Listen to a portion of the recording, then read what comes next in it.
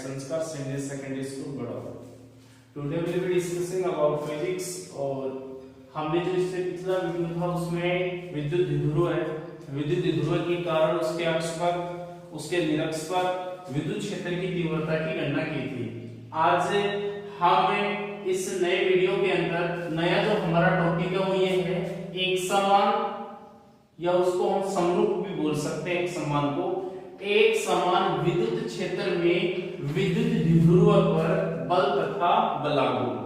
देखिए इस लेसन के चैप्टर नंबर 8 जो इसके ओनली दो ही टॉपिक बचे हैं, जिसको मैंने पिछले वीडियो में बताया था कि जिसके बारे में ये दो टॉपिक हम करेंगे। उसके बाद आज हम नया जो इस चैप्टर है उसके बारे में डिस्कस करेंगे और इस चैप्टर से रिलेटेड जो न्यूमेरिकल पोर्शन है उस पर भी डिस्कस करेंगे।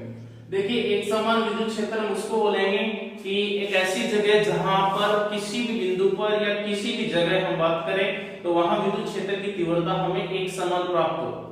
एक समान विद्युत क्षेत्र में विद्युत द्विध्रुव बताया आपको, दो आवेश, दोनों के दोनों आवेश परिमाण में समान, प्रकृति में विपरीत, अत्यंत निकट स्थित हो तो इस प्रकार के निकाय को हम कहते हैं विद्युत द्विध्रुव। उस पर बल और बलागुण कैसे कार्य करेगा, तो उसके लिए हम सबसे पहले क्या करते हैं कि एक समान विद्युत क्षेत्र लेते हैं। ये एक समान विद्युत क्षेत्र, और इस एक समान विद्युत क्षेत्र की जो डायरेक्शन है वो एरो के द्वारा मैं रिप्रेजेंट कर रहा हूं। देखिए ये एक समान विद्युत क्षेत्र हो गया। इसमें किसी भी स्थान पर आप विद्युत क्षेत्र की तीव्रता निकालेंगे तो आपको एक समान प्राप्त होगी। तो हम ये लेंगे माना समरूप विद्युत क्षेत्र, या फिर इसको एक समान विद्युत क्षेत्र बोल सकते हैं।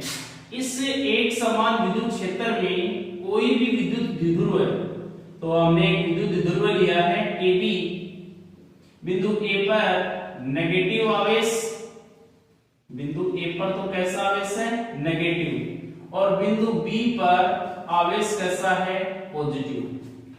आपको विद्युत क्षेत्र की तीव्रता की डेफिनेशन बताई थी और याद हो तो मैंने बताया था E इक्वल F/Q। तो F इक्वल क्या हो जाएगा, QE। जो बल का मान है वो क्या आएगा, QE। तो देखिए माना एक विद्युत द्विध्रुव है AB, और ये विद्युत द्विध्रुव AB जो है वो समरूप विद्युत क्षेत्र में या एक समान विद्युत क्षेत्र में थीटा कोण बनाते हुए रखा हुआ है। ठीक है, अब हम विद्युत क्षेत्र में जो आवेशों पर बल लगेगा, जैसे हम बात करते हैं धनावेश पर, तो धनावेश पर बल लगता है बल F बराबर प्लस QE। धनावेश पर F बराबर प्लस QE विद्युत क्षेत्र की दिशा में, और ऋणावेश पर बल लगेगा F बराबर माइनस QE, ये विद्युत क्षेत्र की विपरीत दिशा में लगेगा। देखिए जैसे ये पेन हो गया, इस पेन पर एक बल तो इस तरफ लग रहा है, एक बल इस तरफ लग रहा है, या कह सकते हैं देखिए ये दोनों बल परिमाण में समान है, यानी ये भी QE है और ये भी क्या है, QE।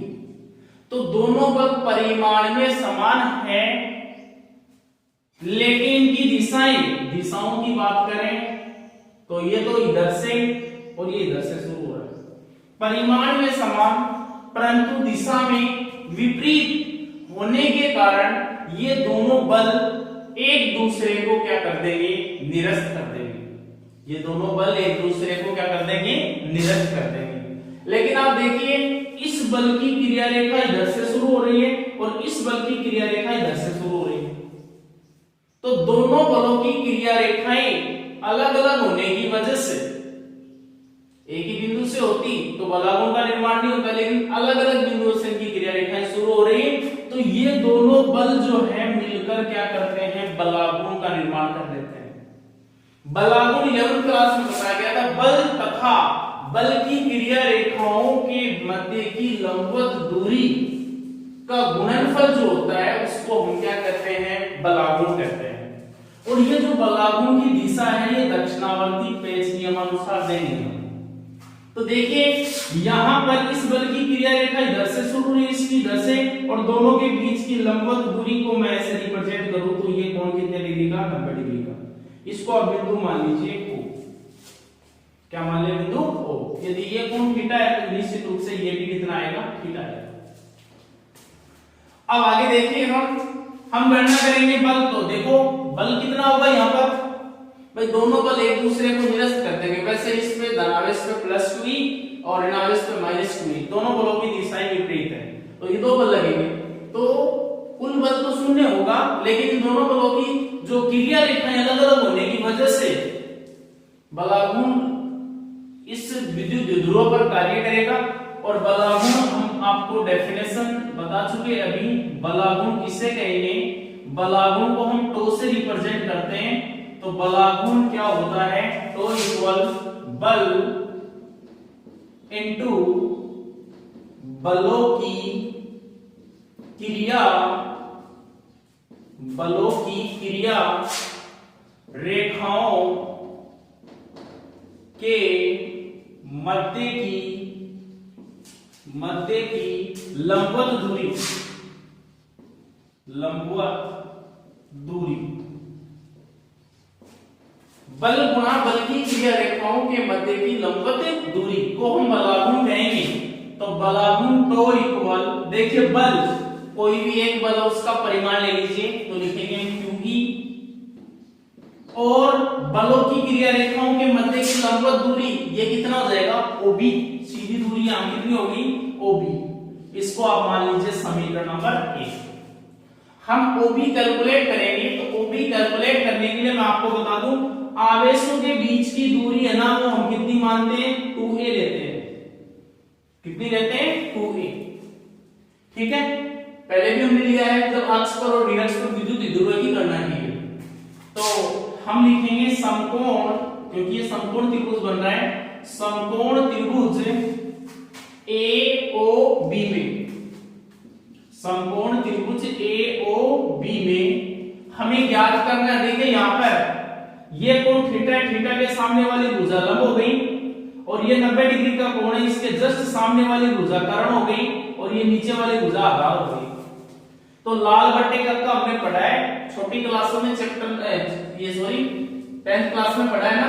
तो यहां लाल बट्टे का हमें लंब निकालना है, तो लंब बटे कर्ण, कर्ण हमारे पास ज्ञात है, तो sin थीटा। लंब की जगह लिखेंगे OB, और कर्ण की जगह देखो, वैसे कर्ण AB का मान कितना है? 2a equal to sin theta, या फिर आप लिख सकते हो OB equal 2a sin theta. ये किसका मान आ गया हमारे पास? OB का मान आ गया। इसको आप समीकरण नंबर 2 मान सकते हो। आप लिखेंगे समीकरण 2 से OB का मान समीकरण नंबर 1 में रखने पर, तो समीकरण 2 से OB का मान किसमें रखेंगे? समीकरण 1 में। तो टो बराबर QE गुणा OB की जगह लिख देंगे हम 2a sin थीटा, या फिर टो बराबर Q इंटू 2a फिर E sin थीटा। मैं आपको बता दूं Q इंटू 2a आवेश और आवेशों के मध्य की दूरी का गुणनफल, इसको कहा जाएगा विद्युत द्विध्रुव आघूर्ण। विद्युत द्विध्रुव आघूर्ण, आवेश और आवेशों के मध्य की दूरी का गुणनफल क्या हो जाएगा? विद्युत द्विध्रुव आघूर्ण। तो टो बराबर हमारे पास आ जाएगा PE sin थीटा। तो बराबर हमारे पास क्या आ जाएगा? PE sin theta. देखिए इसे आप योग लिख सकते हो, विद्युत द्विध्रुव आघूर्ण एक सदिश राशि है, विद्युत क्षेत्र की तीव्रता भी सदिश राशि है, तो आप इसे ऐसे भी लिख सकते हो, tau equal P cross E। ये किस रूप में लिखा जा सकता है? इसको सदिश रूप में। किस रूप में लिखा जा सकता है? सदिश रूप में। तो tau vector equal P cross E। ये हमारे पास में आ गया एक समान विद्युत क्षेत्र में विद्युत द्विध्रुव पर बलागुण। तो इस प्रकार से हम बलागुण की क्या कर लेंगे? गणना कर लेंगे। देखिए इसके आगे कुछ विशेष स्थितियां आती हैं, और वो डिपेंड करता है इसके ऊपर, थीटा के ऊपर। हमारे पास जो सूत्र आया वो ये आया, tau equal PE sin theta, बलागुण का मान आया। अब जो इसकी विशेष स्थितियां या कंडीशन स्थितियां बोल सकते हैं उनको, वो स्थितियां इस प्रकार से निकालेंगे कि हम आपको कहें कि थीटा इक्वल, देखो पहले तो मैं लिखता हूं tau equal PE sine theta, हमने अभी कैलकुलेट किया है ये। अब हम बात करें स्थिति फर्स्ट की, तो स्थिति फर्स्ट में हम बोले यदि थीटा इक्वल टू 0 डिग्री है, थीटा इक्वल कितना डिग्री है, 0 डिग्री है, तो हम लिखेंगे टो इक्वल पीई साइन कितने डिग्री, 0 डिग्री। साइन 0 का जो वैल्यू होता है वो कितना होता है, 0, तो टो का वैल्यू कितना आएगा, 0 आएगा। यानी उस विद्युत द्विध्रुव पर बलागुण कितना होगा, 0 होगा। ये कब होगा, देखिए विद्युत क्षेत्र की तीव्रता की डायरेक्शन इधर है, अब विद्युत द्विध्रुव की डायरेक्शन भी इधर हो, और विद्युत द्विध्रुव की डायरेक्शन कब हो सकती है, नेगेटिव चार्ज इधर हो और पॉजिटिव चार्ज इधर हो। अब मैंने बताया विद्युत क्षेत्र की तीव्रता होती है धनावेश से ऋणावेश की ओर, इस तरफ तो धनावेश है, इस तरफ क्या होगा, ऋणावेश। अब देखिए ये धनावेश ऋणावेश तो इधर पर लगेगा, यानी ये इसको आकर्षित करेगा अपनी ओर, ऐसे ये धनावेश इस ऋणावेश को आकर्षित करेगा। तो देखिए बल जो है वो विपरीत दिशा में लग रहे हैं, लेकिन इन पे बलागुण कार्य नहीं करेगा। दूसरी स्थिति की बात करते हैं, थीटा इक्वल, यदि थीटा इक्वल 90 डिग्री है, थीटा इक्वल कितना डिग्री है, 90 डिग्री, तो 90 डिग्री हो तो tau equal PE sine 90 degree, और साइन 90 का वैल्यू होता है कितना, 1 या 1, तो हम बोलेंगे टी टो इक्वल पीई, और ये जो टो का वैल्यू है वो आएगा अधिकतम, क्या आएगा, अधिकतम। तीसरी स्थिति यह हो सकती है theta equal 180 degree, theta equal कितना हो, 180 डिग्री, या इसको बोलेंगे 180, तो टो इक्वल हमारे पास आएगा पीई साइन 180। अब साइन 180 निकालें तो इसको ऐसे निकाल देंगे, साइन 90 प्लस 90 कोस 90, और कोस 90 का वैल्यू कितना होता है, कोस 90 का वैल्यू कितना आएगा, हम बोलेंगे कोस 90 का वैल्यू 0, तो टो इक्वल कितना आएगा, 0। तो थीटा का वैल्यू कितना हो, 180 डिग्री हो, तो इस सिचुएशन के अंदर भी कितना वैल्यू आएगा, 0 आएगा। इस सिचुएशन में वैल्यू कितना आएगा, 0। साइन 180 इसका वैल्यू कितना आएगा, 0 आएगा। आगे देखिए, हम आगे डिस्कस करें, नेक्स्ट टॉपिक जो हमारा है वो होगा विद्युतदर्शी।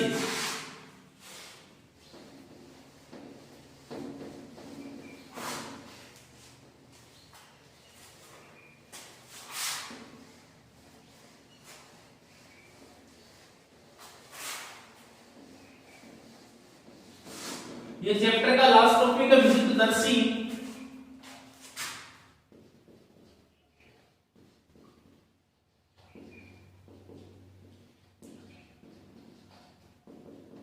विद्युतदर्शी, इस विद्युतदर्शी को ये एक ऑपरेटर है, ये कह सकते हैं उपकरण है विद्युतदर्शी, और इस उपकरण की सहायता से किसी भी वस्तु पर आवेश की उपस्थिति का निर्धारण किया जा सकता है, ये विद्युतदर्शी होता है। ये कह सकते हैं कि कोई भी वस्तु उस पर कितना आवेश है इसके बारे में हम डिस्कस किससे कर सकते हैं, निकाल सकते हैं, विद्युतदर्शी के द्वारा निकाल सकते हैं। ये जो उपकरण है ये अत्यधिक संवेदी उपकरण है। क्या है, अत्यधिक संवेदी। देखिए इस उपकरण की बात करें तो इस उपकरण के अंदर एक कांच का जार होता है, यानी ये उपकरण किस प्रकार से बना होता है, एक कांच का जार इस तरह से, ये कांच का जार होता है, और इस कांच के जार में एक धात्विक छड़ होती है, और इस धात्विक छड़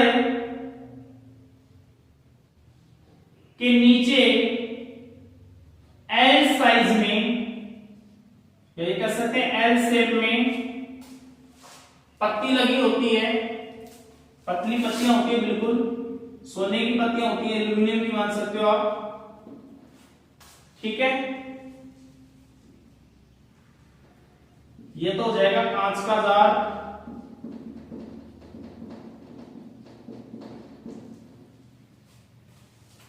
इसको बोले हम धात्विक क्षण। ये स्वर्ण पत्तियां,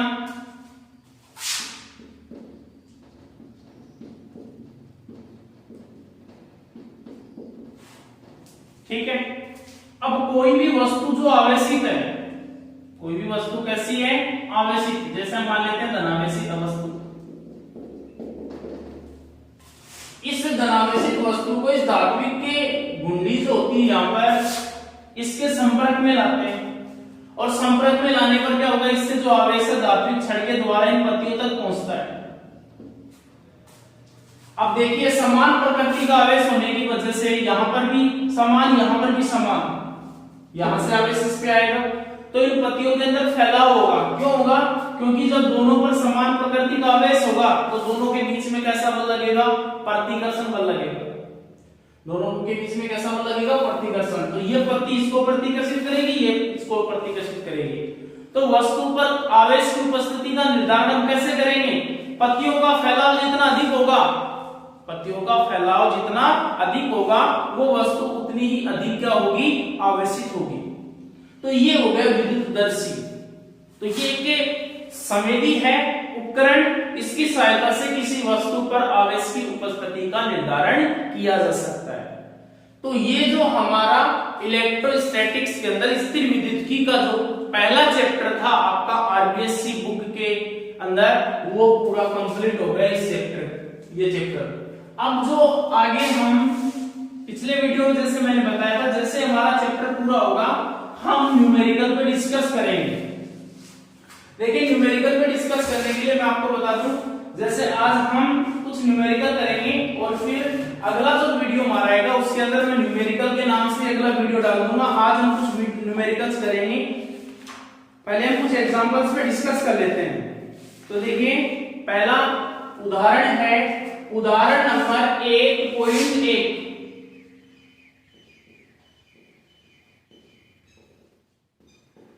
उदाहरण नंबर 1.1 आरबीएससी की किताब का है और उससे कर रहे हैं हम। तो ये पहला उदाहरण क्या है कि कोई भी वस्तु है और वो कैसी है, धात्विक मेटेलिक बॉल है यहाँ पर, और उस मेटेलिक बॉल से आप यह समझ लीजिए कि धात्विक गेंद है, उस गेंद को 1 कूलाम धनावेश देने पर, कोई एक धातु की गेंद है, उस धातु की गेंद को 1 कूलाम आवेश देने पर, कितना आवेश देने पर, 1 कूलाम। तो उस वस्तु को या उस धात्विक गेंद को कितना आवेश दिया, 1 कूलाम।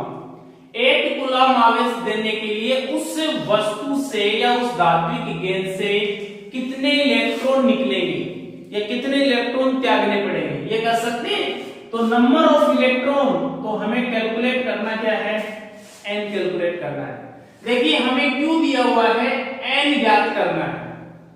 तो n ज्ञात करना है, Q दिया हुआ है। तो आपने इसी चैप्टर में एक टॉपिक पढ़ा था, क्या पढ़ा था, आवेश क्वांटीकरण के नियम से। तो आवेश क्वांटीकरण का नियम क्या होता है, तो हम लिखें आवेश क्वांटीकरण के नियम से। आपको याद होगा किसी वस्तु पर आवेश सदैव इलेक्ट्रॉन पर आवेश के परिमाण का क्या होता है, पूर्ण गुणज होता है। हमने पढ़ा है Q बराबर प्लस माइनस Ne, पढ़ा है। तो यहां से n निकाल सकते हैं, Q upon E, n equal Q की जगह 1 कूलाम, इलेक्ट्रॉन पर जो चार्ज होता है माइनस 1.6 इंटू 10 की घात माइनस 19 कूलाम। देखिए इसको सरल करें तो आप इसको ऐसे लिख सकते हैं, इसका पॉइंट उठाएं तो 10, एक जीरो इससे ले लेंगे 100, 10 की घात 19, ऊपर जाएंगी प्लस क्यों जाएंगी, लेकिन एक जीरो मैंने इसको दे दिया, 10 की घात 18 बच गई और बट्टे कितने हो गए, 16। आप इसको सरल कर सकते हैं, इसमें 4 का भाग देंगे 25 आएंगे, इसमें 4 का भाग देंगे 4 आएंगे, तो n बराबर, अब आप इसको और सरल कर लें तो 6.25 इंटू 10 की घात कितनी आ गई 18। तो उस धात्विक गेंद को एक कूलम धनावेश दोगे आप, तो उस गेंद से आपको कितने इलेक्ट्रॉन निकालने पड़ेंगे या त्यागने पड़ेंगे, कह सकते हैं 6.25। देखो इस पॉइंटों को हटाकर ऐसे भी कर सकते हैं आप, इसको एक पूर्णांक संख्या बना सकते हो। 625 इंटू 10 की घात कितनी बच जाएगी 16। नंबर ऑफ इलेक्ट्रॉन्स, यहाँ पे इसका कोई यूनिट नहीं आएगा क्योंकि एक संख्या को रिप्रेजेंट कर रहा है। तो इस प्रकार से उदाहरण नंबर 1.1 आप क्या कर सकते हो, निकाल सकते हो। अगला जो क्वेश्चन हमारा है वो इसी पे रिलेटेड है, लेकिन उसमें थोड़ा सा बदलाव किया गया है। क्या बदलाव किया है? An object is charged so that its mass increase by 9.1 nanogram. देखिए इसको मैं इंग्लिश में भी और हिंदी में दोनों में करवा रहा हूं, तो देखिए मैं दोबारा से बोल रहा हूं। एक वस्तु और वस्तु का जो द्रव्यमान है वो कितना बढ़ा दिया, वो इतना बढ़ा दिया, इंक्रीज का मतलब बढ़ाने पर, del M 9.1 Ng nanogram. How many electron were given to the object, कितने इलेक्ट्रॉन उसको हम देंगे ऑब्जेक्ट को। और दूसरा उसमें पूछा है determine the value and nature of charge, charge का नेचर कैसा होगा। और देखिए हम इस न्यूमेरिकल को किस प्रकार से करें, तो ये क्वेश्चन किस प्रकार से दिया हुआ है कि एक वस्तु का द्रव्यमान हमने कितना बढ़ाया 9.1 नैनोग्राम। एन जी से आप नैनोग्राम समझेंगे। यहाँ पर देखिए पिको, नैनो, माइक्रो और मिली आपको बताए हुए हैं। तो वस्तु, ये जो उदाहरण हमारा है वो 1.2 का उदाहरण है। वस्तु का द्रव्यमान हमने कितना बढ़ाया 9.1 Ng। इसको आप इस प्रकार से लिख सकते हो 9.1 इंटू 10 की घात माइनस के 9 ग्राम में चेंज हो गया।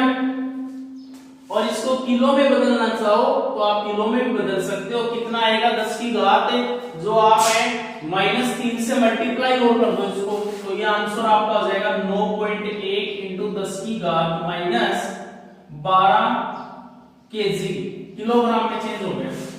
ठीक है, अब हम जानते हैं, देखिए इलेक्ट्रॉन का जो द्रव्यमान होता है, मैं आपको बता दूं इलेक्ट्रॉन का द्रव्यमान होता है 9.1 इंटू 10 की घात -31 केजी। ठीक है, अकॉर्डिंग टू क्वेश्चन हमने बढ़ाया कितना, देखो कितने इलेक्ट्रॉन देने पड़े उसको, उस पे डिस्कस करते हैं। तो इसमें पहला जो पार्ट है वो हम निकालेंगे number of electron, N calculate करेंगे। तो अकॉर्डिंग टू क्वेश्चन या प्रश्न के अनुसार, प्रश्नानुसार वस्तु का द्रव्यमान हमने 9.1 इंटू 10 की घात -12 केजी बढ़ा दिया। तो हम ऐसे लिखेंगे n गुणा डेल m, n गुणा डेल m। अब देखो जो द्रव्यमान बढ़ा है वो इलेक्ट्रॉन के अकॉर्डिंग बढ़ा है, तो इलेक्ट्रॉन का द्रव्यमान me इक्वल, आप इसको ऐसे लिख सकते हो बढ़ती हुआ द्रव्यमान डेल m बराबर n इंटू me। अब कितने इलेक्ट्रॉन है वो तो हमें कैलकुलेट करना है, जितने इलेक्ट्रॉन है उसको हम इलेक्ट्रॉन के द्रव्यमान से गुणा करेंगे, बढ़ा हुआ जो द्रव्यमान है वो हमारे पास आ जाएगा। यहां से आप n निकाल सकते हो, कितना आएगा डेल m अपॉन me। तो n कैलकुलेट करेंगे तो n बराबर डेल m, डेल m हमारे पास कितना है 9.1 इंटू 10 की घात -12 बटा me 9.1 इंटू 10 की घात -31 केजी है ये भी, और ये भी इसमें है केजी में। 9.1 से 9.1 क्या हो जाएगा कैंसिल। तो n का मान कितना आ गया हमारे पास, n का मान आएगा हमारे पास 10 की घात 31, ऊपर गए प्लस के माइनस के 12, तो कितना बचेगा n का मान 10 की घात कितने बचेंगे 19, 10 की घात कितने बचेंगे 19। ये हमारे पास में आ गया नंबर ऑफ इलेक्ट्रॉन इतने इलेक्ट्रॉन ये कह सकते हैं हमने बढ़ाए हैं, जिसकी वजह से द्रव्यमान बढ़ा है, इतने इलेक्ट्रॉन हो गए। अब आपको कहा जाए चार्ज निकालो, तो जो पहला न्यूमेरिकल किया था उससे निकाल सकते हैं चार्ज। किससे चार्ज निकालना है हमें? क्यों? n का मान हमारे पास में है 10 की घात 19, तो हमें आवेश निकालना है। तो अभी एक न्यूमेरिकल किया था उसके अनुसार ही आवेश क्वांटीकरण के नियम से, और आवेश क्वांटीकरण का जो नियम होता है उस आवेश क्वांटीकरण के नियम से लिख सकते हैं Q बराबर NE। तो आप लिख सकते हो Q बराबर n की जगह 10 की घात 19 और E इलेक्ट्रॉन पर आवेश 1.6 × 10 की घात -19। अब देखिए 10 की घात 19 प्लस के माइनस के 19, तो हमारे पास आवेश का मान कितना बचेगा? सिर्फ 1.6 कूलम। ये हमारा उदाहरण नंबर 1.2 हो गया। अब देखिए इसके अंदर हम ऑब्जेक्ट को चार्ज दे रहे हैं, यहाँ पे इलेक्ट्रॉन ये कह सकते हैं कि उसको दे रहे हैं, इलेक्ट्रॉन वस्तु को दे रहे हैं, द्रव्यमान बढ़ा तो देने की बात होती है, तो चार्ज जो होता है इसमें नेचर की बात करें कैसी प्रकृति होगी? तो ऋणावेश होगी। कैसी होगी? इलेक्ट्रॉन यदि बढ़ रहे हैं तो ऋणावेश, इलेक्ट्रॉन घट रहे हैं तो आवेश कैसा आता? धनावेश आता। या इसको कह सकते हैं कि चार्ज कैसा होगा? नेगेटिव। देखिए मैंने पहले भी बताया कि कोई वस्तु है और उस वस्तु का द्रव्यमान बढ़ रहा है तो इसका मतलब उस पे इलेक्ट्रॉन बढ़े हैं, नेगेटिव आएगा। और यदि उस वस्तु का द्रव्यमान कम हो रहा है तो उस पे कैसा आएगा? पॉजिटिव आएगा। बताया था मैंने ये कमी और वृद्धि होती है, ये नगण्य के बराबर होती है, या इसको हम नगण्य मानकर क्या कर देते हैं? छोड़ देते हैं। इसके बाद नेक्स्ट जो है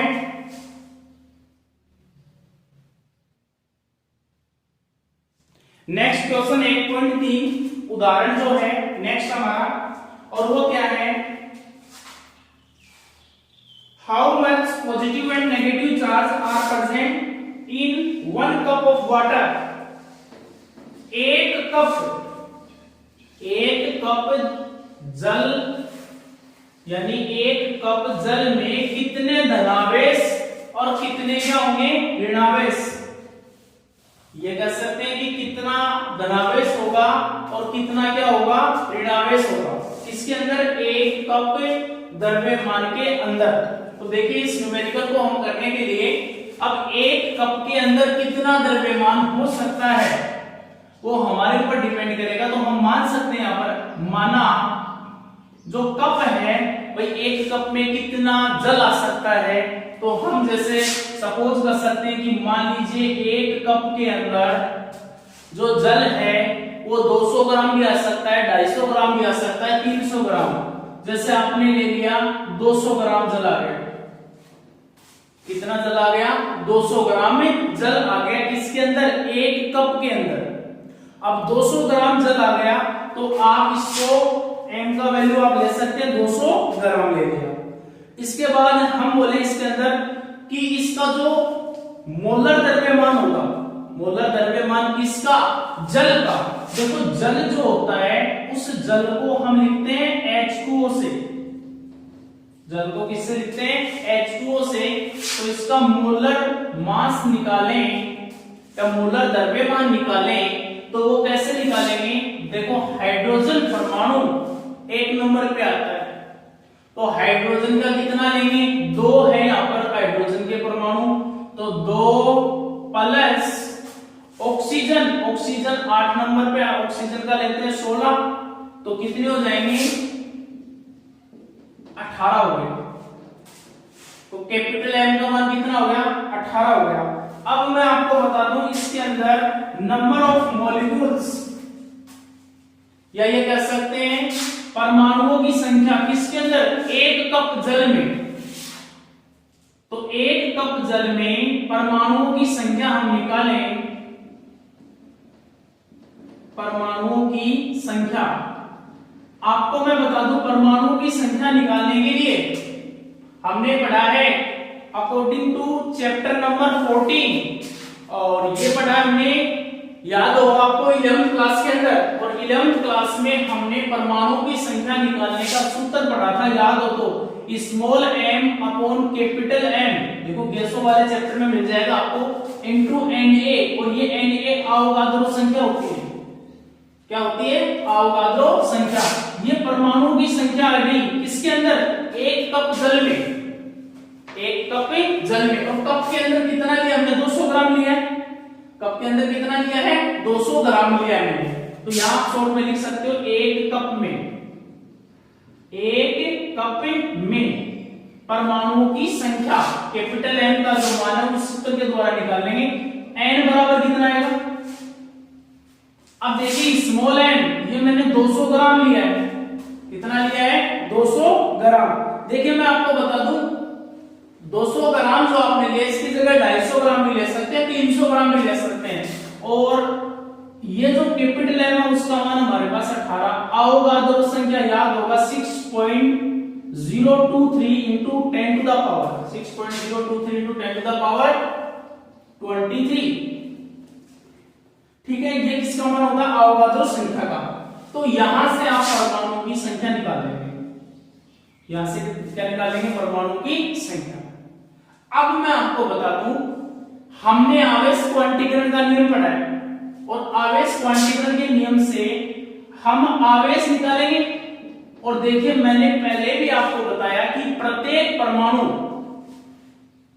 वो, या प्रत्येक परमाणु की बात करें उसके अंदर धनावेश जितने होते हैं उतने ही क्या होते हैं? ऋणावेश।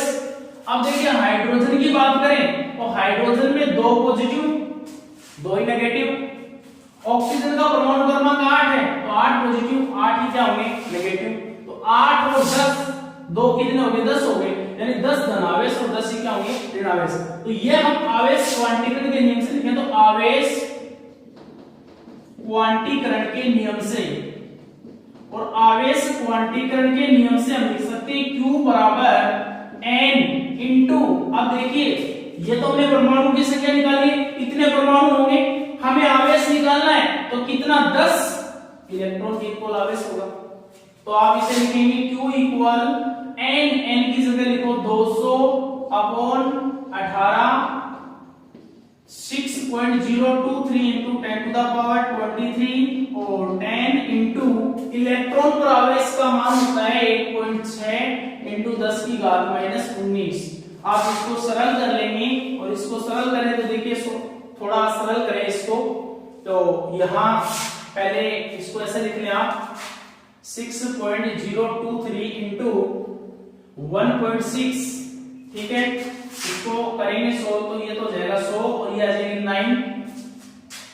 अब देखो 10 टू द पावर सरल करें पहले, 23 प्लस 1 24 और 24 और 2 कितना हो गया? 26। तो आप इस यहां पे लिखेंगे 10 to the power 26 minus 19 upon Q find कर रहे हैं 9 हो गया। कितना हो गया? 9। आप इसको थोड़ा और सोल्व कर लें, इसका पॉइंट हटा देंगे 90 हो जाएगा, और इसका पॉइंट हटाएंगे तो ये कितना हो जाएगा? 3 जीरो लग जाएंगे यहाँ पे। तो Q equal 16 upon 9 into 10 to the power 4 into ये कितना बचेगा? ये बचेगा हमारे पास 10 टू द पावर 7 बचेगा। ठीक है, ये इसको सोल्व करेंगे 10 टू द पावर 3 और इसको सोल्व कर लें 9 1 जा 9 7 बच गए 7 बच गए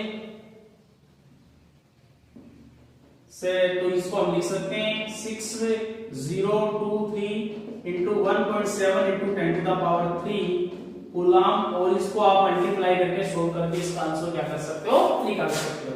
देखिए यहाँ पे हमें क्वेश्चन सीधा पूछ सकता है कि एक कप किसका भरा हुआ है? जल से भरा हुआ है। तो एक कप जल में जल का जो एक कप है या वाटर का एक कप जल है उसमें कितना धनावेश या कितना ऋणावेश होगा? तो यहाँ m वो आप पे डिपेंड करता है कितना ले रहा हो सकता है किताब में 300 ग्राम भी हो, 200 ग्राम भी हो, 250 ग्राम भी हो, तो आप अपने अकॉर्डिंग ले सकते हैं m इक्वल कितना जो भी वैल्यू है वो ले सकते हैं। ठीक है, तो यहाँ इसके बाद में जो अगला जो क्वेश्चन है वो हम नेक्स्ट वीडियो के अंदर डिस्कस करेंगे। आप रेगुलर क्वेश्चन निकालते रहें और ये जो हमारा फर्स्ट यूनिट है उसके अंदर फर्स्ट चैप्टर हमारा कंप्लीट हो चुका है। अगले वीडियो के अंदर हम सिर्फ न्यूमेरिकल पे डिस्कस करेंगे। जो अगला वीडियो आएगा वो न्यूमेरिकल के नाम से आएगा कि उसके अंदर चैप्टर नंबर 1 के सारे क्या होंगे